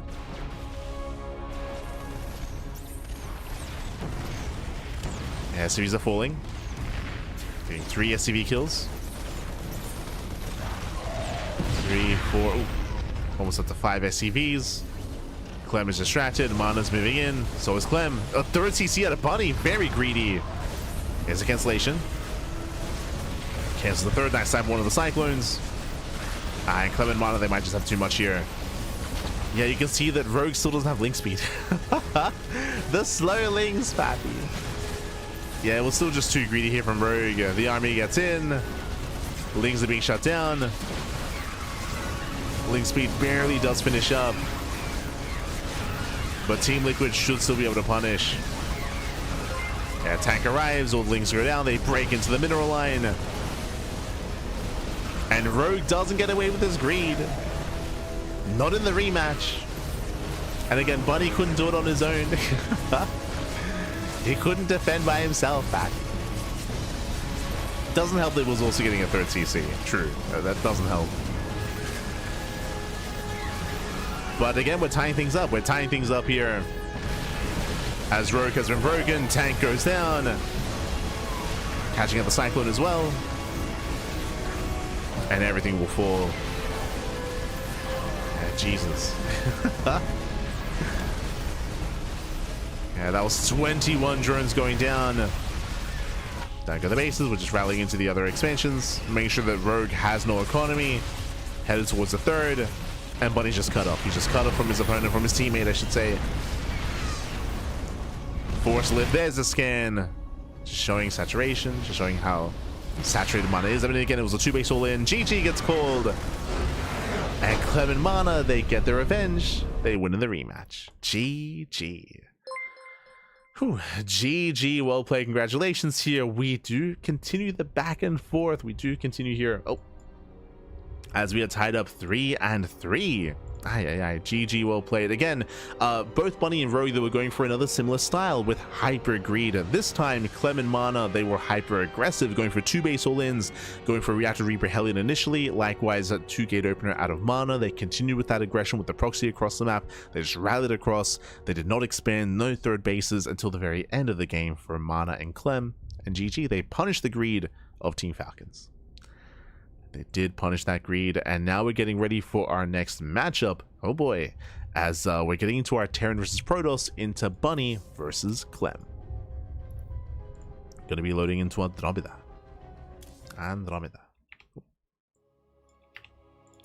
Meanwhile, a big shout out in the chat. Thank you so much. Thank you so much to Nihilistic in the chat. Thank you, Nihilistic Optimist even. But thank you so much for the gifted subs. Thank you so much for the 5 gifted subs as well. We do appreciate the support. Thank you. Hope you enjoy the content. Hope you enjoy the casting. Hope you enjoy the StarCraft, as we are tied up 3-3. And we're here to determine who will take a lead in this best of 9 team league match. As spawning in the top right hand corner of Andromeda, we have the South Korean Terran player. We have the Red Terran representing Team Falcons. It is a Bunny. And spawning in the bottom left hand corner, we have his opponent. We have the French Terran player. We have the Blue Protoss representing Team Liquid. It is a Clem. Here we go. So we are moving out. Welcome one and all to Andromeda. Andromeda is similar to Ruby Rock and similar to Tourmaline, where aggression is favored on this map. 3-base all-ins and 3-base pushes can hit very hard here on Andromeda. The third base is more exposed. You can see here a wide entrance into the third base, a very direct rush distance across the map as well. There are some side blockers that do help, but the ramps are difficult to make use of, defensively I should say, to push into an army, push into a pushing army. So we're expecting a 2-base all-in out of Bunny, I'll be honest. I'm expecting to see hyper aggression out of Bunny. We'll see if Clem can get a read on Bunny's build and can get a read on what Bunny gets up to. Let's go.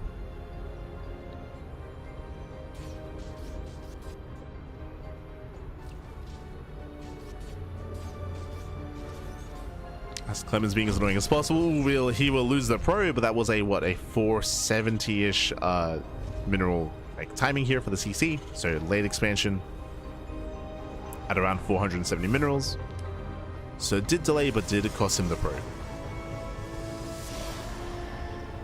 If you're curious when it comes to Clem's Protoss versus Terran matchup, it's very standard. Very standard. We don't often really see much deviation from the norm. So we're expecting Twilight Council into Blink, expecting 3-gate Blink into a third, is what we're expecting.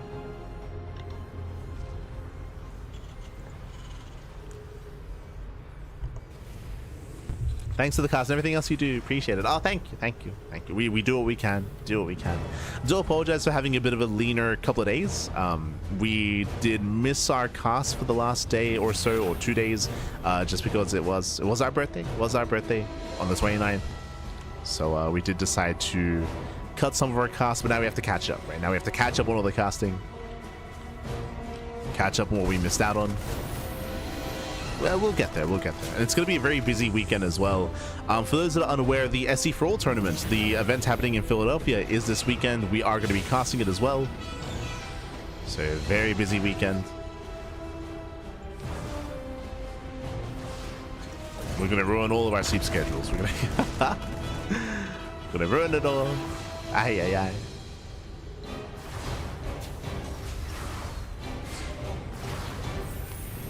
So that's able to deny mining. The bunker does protect the ramp at least, but doesn't quite protect the mineral line. As the Hellions have arrived. Oh. So Robo on 2 bases, very safe play here by Clem.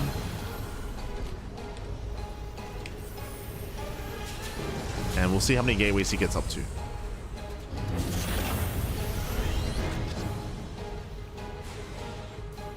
Has it up, say, Thread and Shades. We have Hyperlight Rotors on the way from Bunny. Let's go. Going into Speed Banshees.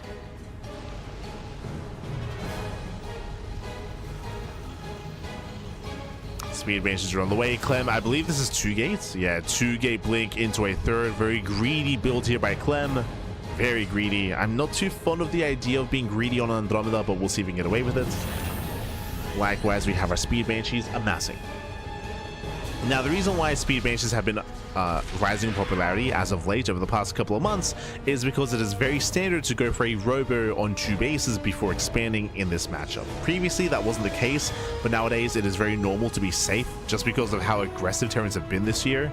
So as a result, detection is always available. Typically it's always available, so it is more difficult to get away with Cloak Banshees nowadays. Going into speed, though, does allow you to harass and also have more micro potential as well. To pick in, to do damage, to pull away. More so than Cloak because detection is expected at this point.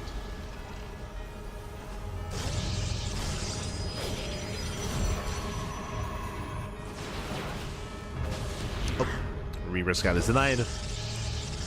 Going into the Forge, charge, +1, gateway setup here from Clem, just going blink into charge.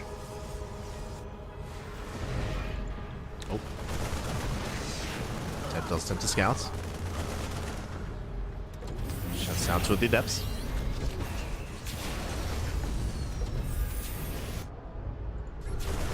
Oh, as Banshees they get spotted. The Observer did dive into the main base, gets spotted as well, but alas does scout the Banshees. Clem knows. And Clem, you can see him intercept. Stalkers they fan out, looking for the Banshees. And Clem, he will barely spot them. It does earn them away. Nice catch from Clem.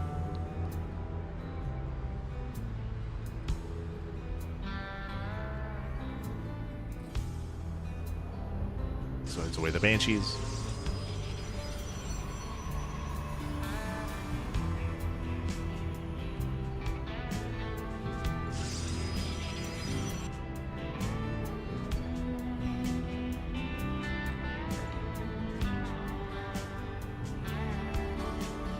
Explosion on the way. And Clem is going to be delaying a splash damage. So delayed Storm, delayed Colossus, going into a heavy gateway composition instead. Double Banshee does make its way back into the main. Not bad. Bunny gets in. Bunny gets into the main. 4 probes do go down. Nice damage. Nicely done so far. Oh no! Has to be careful.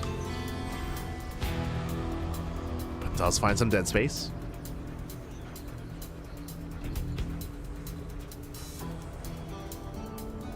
Does find some space in between the bases. Behind this, 3rd CC is on the way. Bunny, he's building up into the mid game. He's not going for an all-in.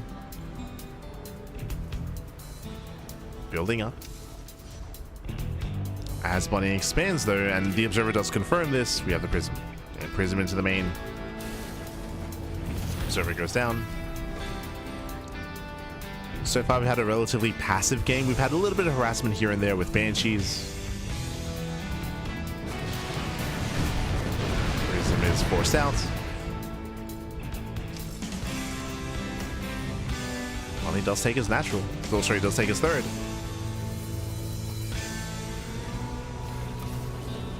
And I believe Clem is still yet to tech into any splash damage here.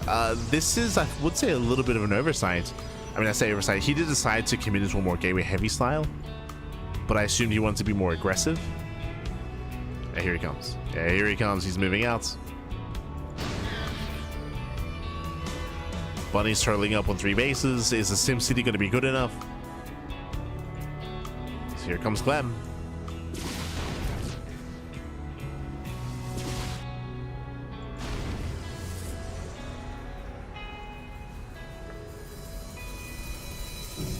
Banshees do distract.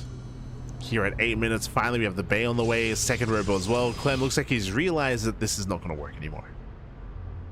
It's taken too long. It's taking far too long. 6, 7 more probe kills. And the Banshees, they barely get away. And you can see, despite not having cloak, these speed Banshees have so much potential for damage if you have the control for it, if you have the micro, the APM. Bunny pops off. And back at enemy secure. And now there's going to be a big power spike for Bunny. As we mentioned before, Clem, he chose to delay his splash damage. He chose to delay his Colossus. And he chose to stick with a more gateway heavy style because he wanted to break the third. But he didn't. He wasn't able to. He lost so much to the Banshees. He was distracted by the Banshees. It took him too long. And that means that Bunny can build up into eventual move out. Into a push.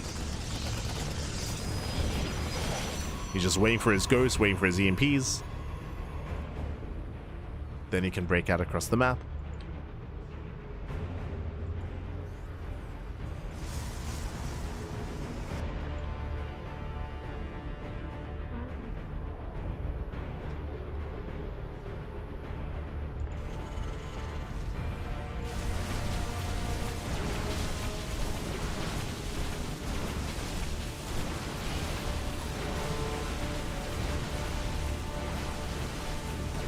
Maybe it was a good beat. Oh, thank you. Thank you.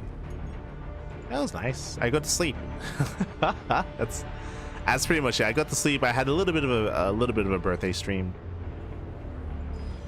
Streaming some Spider-Man 2.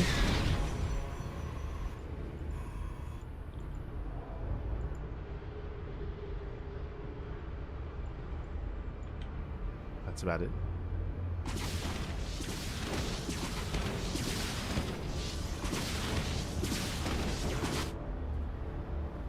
As Clem is moving out. I'm not so sure he can actually break the third. Yeah, he has to calm down. Oof. EMPs do connect. Yeah, brutal EMPs. We're getting some of the ghost though. Yeah, 1, 2, 3 ghosts going down. But he kites back into the tank line. No more zealots. At the same time, really, this was a distraction. Nice run by here. 12 SCVs. 12 SCVs, and he denies +2 just barely. Oh, never mind. Jesus. The repairs. The master repair was too good, and Bunny, he will hold, he will defend, but did cost him 13 SCVs, and he will lose every single Viking. Uh-oh. The Viking gun gets reset. Colossus is going to be that much more viable. Speaking of, Colossus have arrived. Tanks are exposed. He gets 1. He gets 1, he gets 2. And Clem is pulling Bunny apart. The initial defense was nice, but alas, it was merely a distraction. Clem still got in. And Clem has map control. He's just taking every base on the map. He has full map control. He can rebuild, remax, and keep rallying.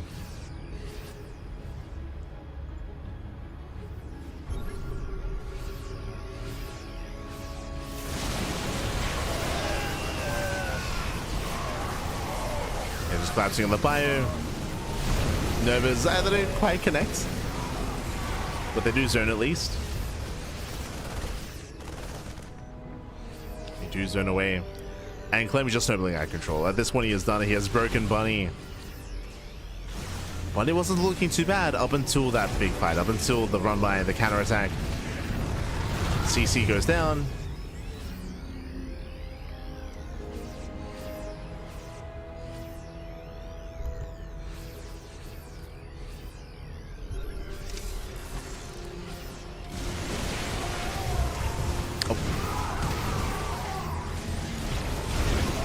Couple of Novas to connect, some more Novas being sent up, catching a ghost.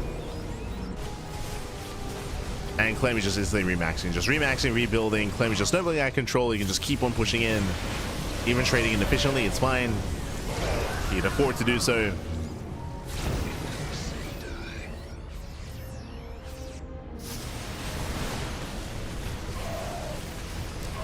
Yeah, and this GG gets called. GG gets called. There's nothing left for Bunny, and Clem, he will take a lead in the series for his team, 4-3. GG. Whew. GG, well played. Clem, he will take a lead here, and now the pressure's on. The pressure's on. Remember, first of five will win the entire series. Team Liquid, they are one game away from claiming the entire series. It's been very close. It's been very clutch, very back and forth, of course. We'll see if they can pull it off. As up next is the final best of one before the potential ace match, Solar versus Mana. Of course, Solar's going to be favored coming into this matchup, but never count Mana out. We have seen Mana take down players like Clem, take down players like MaxPax. Mana, especially in this matchup, can cause upsets. He's done it before, he can do it again, but he has to be on his A game. He has to bring his best to the table here. Ooh, as we load into a very small map, aggression is heavily favored. Up next, we are loading into 10,000 feet. It's going to be a tough hold. Assuming that we see aggression, do we just 12 full Mana again? Like, if you remember, the last game he had was against Rogue, and Rogue 12 pulled him. Does Solar 12 pull as well? Do we are we feeling that spicy, Pappy? Let's go, let's go. As we're getting into game number 8.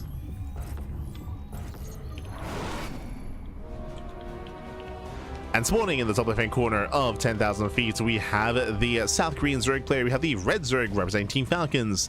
The pressure's on. He has to win this game to force the ace match. It is a Solar. And spawning in the bottom right-hand corner, we have his opponents moving out across the map quite quickly. We have the Polish Protoss player. We have the Blue Protoss representing Team Liquid. It is Mana. As the probe immediately gets sent out, Solar, he moves out with the drone. Let's go. Setting up for the hash block. So the worker does move out across the map. Oh, yo, we be cheeky. Now there is a mineral wall coming into the natural. Are we going for the proxy? We're going for the all-in. You know, Mana just wants to play macro. Like, Mana, he just wants to play some StarCraft, Pappy. Like, the last time Rogue just cheesed the hell out of him, and we're seeing more cheese here as well. I mean, that's ZVP. True. Is ZVP nowadays. Oh, as Mana scouts? Okay. Mana, he scouts, he finds a proxy, he knows. Now, what's scary here is that Mana knows what Solar's doing. Solar does know what that Mana knows. That Mana is aware. Mana going for a 2-gate opener. Now again, because the vision of the hatchery is so low, so reduced, Solar did not see the probe. So for all Solar knows, he's doing this hidden when we know it's anything but. So Mana, he's already starting to wall off. Like, there's a wall here that you can mine through, that you can break access into the main base of Mana. Because he's scattered, he's already working on that wall, already setting up. His probe is still across the map to block the expansion. And we'll see if Solar can actually bring this all together here. We'll see if this can work. Otherwise, Mana can just win it here for his team.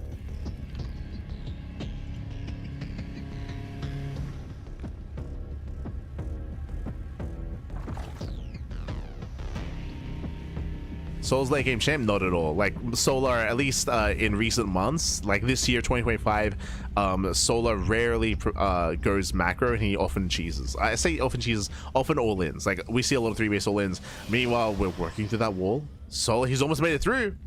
Una más. One more. Yeah, Zealot does arrive. Zealot will block. Does zone away the drones. Shield batteries. Oh, almost on the way. Bit of miscontrol there by Mana.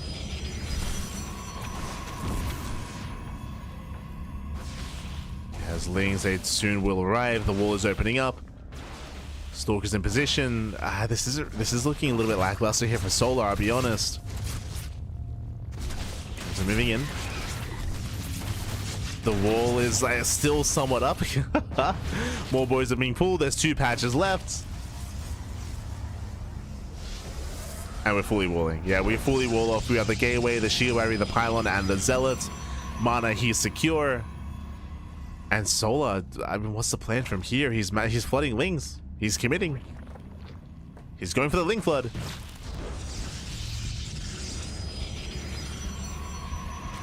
A delayed Stargate. So delayed Stargate, delayed Oracle. Drones, they failed to mine. Again, the SimCity, he is working against Solar as he's melee based with his Mass Ling. So it rotates over. Okay. Rotates to the left hand side. Working on that wall. The Cyber Core is getting low. Stalker's going to be going down. Nice pickup. Gets on Stalker. One Stalker does go down. There's no expansion, no NG overcharge. Second Stalker is going to fall as well. The Oracle's on the way. Solar, can he break through? As he will bleed out all those things. Yeah, all the things are going to be going down left-hand side. Force fields are available. Saves the shield battery. Mana's holding. He's barely trying to hold on. The Cyber Core, though. This one more force field. Nice force field. Nicely done. Saves the Cyber Core. Solar, he's forced to expand. Oof. Forced to expand. Ay, ay, ay. Solar, he's droning. He doesn't believe. He doesn't believe he can pull this off. I don't believe either, actually. The all-in is failing. This is a rough position for Solar. I mean, he's spreading creep. He's being as annoying as possible. The Oracle moves out across the map. There is a Queen to defend and a Spore as well. Solar, he's ready. Oh god, the Oracle does take some extra damage. Get out of here. Oracle pulls away. Now, I would say that Mana would be ahead if he had an expansion. He never took the natural, is the problem here. So this is a very late natural base from Mana.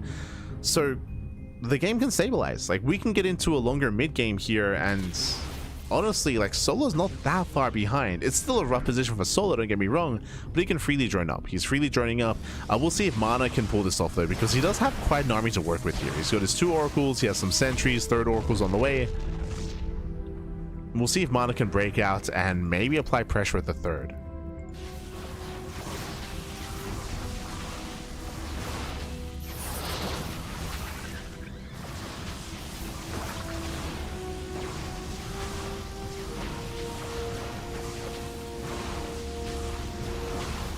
As this hatchery will go down.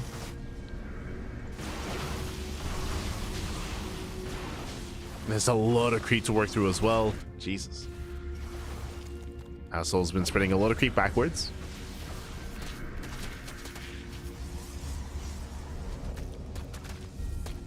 Really, they don't get a unit.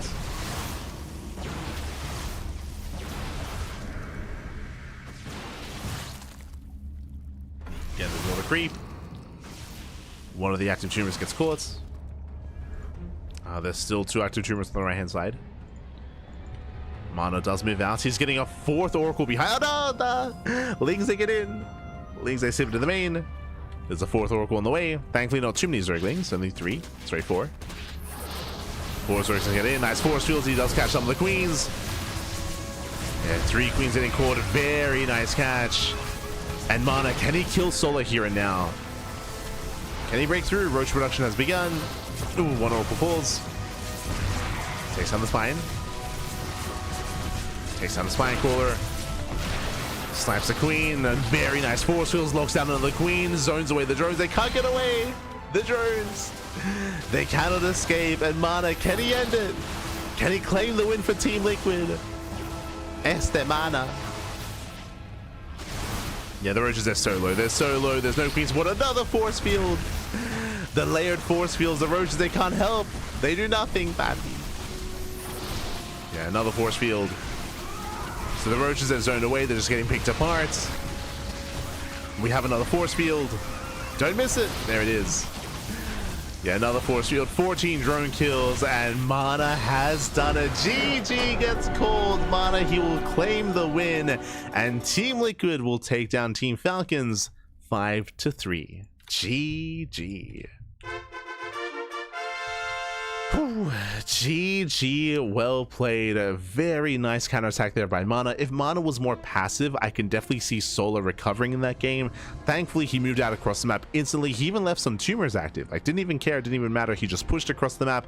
Solar, he needed a couple more seconds for those roaches, and even then, as they were popping out, the force fields were key there for Mana. If it wasn't for those force fields, Solar probably holds. Solar, he will sustain some damage, but if those force fields weren't there, the drones escape. The drones escape, and the roaches reinforce the natural. Solar defends, and the game continues. But thanks to the force fields, 14 drones went down, and the roaches couldn't defend. They couldn't engage. GG.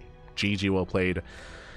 Whew, and with that, congratulations to Team Liquid, as they will claim the win here. A very intense back and forth, almost went all the way to the ace match, almost went the distance. Casito, papi, casito.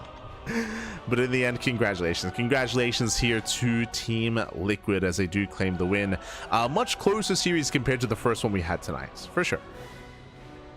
As Basilisk versus Shopify was much more one-sided, this was much more back and forth. And there was some key moments here, like I'm thinking of the 2v2 rematch, for example, where Bunny and Rogue, they went for the same style 2 games in a row. And it's like, man, you can't do that, like, especially against a player of the caliber of Clem and Mana, or players, teams of the caliber of Clem and Mana. Clem and Mana, they adapted over time against Bunny and Rogue to win in the rematch. Likewise, here we saw that Solar, he was being very cheeky, but Mana had the wherewithal to scout, to check. Why? Because he got cheesed out in the first game. After getting 12 pulled in game 1, remember, Mana went for a very early scout. He went for a very early scout here in the second game against Solar, where he was much more attentive to cheese, because I'm sure of what happened previously. Like Mana, he didn't want to go out like by just being cheesed out of the entire tournament, of the entire series, so he was a little bit more attentive. He did notice, he did shut it down. GG, well played. Aye. As we did have that intense back and forth. And again, congratulations to Team Liquid. With that, Basilisk won their first series. I can just show it off here. As you can see, Basilisk, they were much more dominant against Shopify. They won 5-1 over Shopify Rebellion. Likewise, Team Liquid just took down Team Falcons. That means in tomorrow's broadcast, or actually I think in 2 days time, Team Liquid and Basilisk, they're going to be facing off in the upper bracket finals. Now remember, this is a double elimination bracket, so Team Falcons and Shopify, they may have lost, but they're going to be knocked down and they're going to face off in the rematch. So tomorrow, sorry, I say tomorrow, later on tonight in around 6 hours. In 6 hours time, we're going to be live with that winners match and the losers match as well. We'll be there. We will be there, as these are the top 4 teams of the tournament, and we'll be featuring and showcasing those matches this evening. We'll be there. Was also amazing. European team beat a Korean team. Yeah, for the most part, sure. I mean, you know, Cure, he did help out Team Liquid. He did put that point on the board as well. So Cure, he was a part of it. Was a part of the comeback. But sure.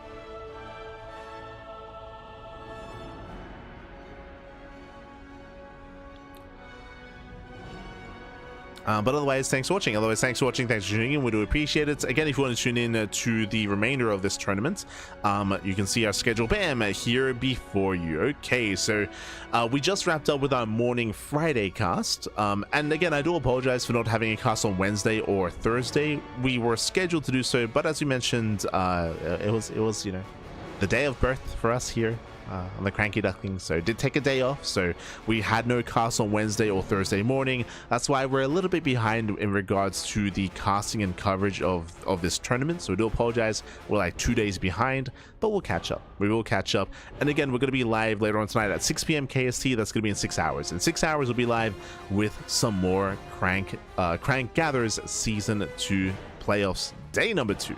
Be live later on tonight. Meanwhile, this weekend is SE for All. SE for All is going to be playing the entire weekend, 2 days of StarCraft, and we'll be there to bring it to you live as well. We're going to be covering SE for All. Again, it's going to be an intense weekend full of NA StarCraft. If you happen to be local, if you happen to be in the Americas, and do consider going to the event itself, do consider going. Otherwise, thanks for watching. Thanks for tuning in. We do appreciate it. And our next broadcast should be in 6 hours. If you want to support us in another way, you can do so by following us. You can check us out on YouTube. YouTube is the place to be. ! Socials in the chat. Thank you. Thank you for the birthday wishes. Do appreciate it. !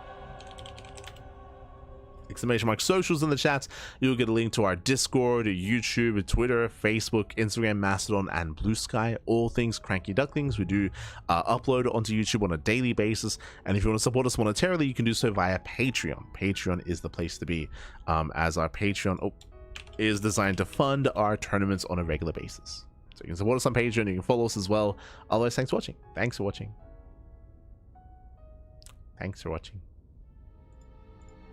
Otherwise, we'll see you guys later on tonight, or we'll see you tomorrow for SC for All.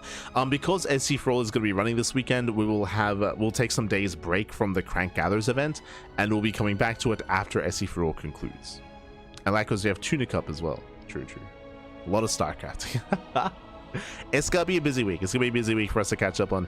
But otherwise, thanks for watching, and we'll see you guys next time. Until then, ciao, bye, ciao. Thanks for watching. See you next time.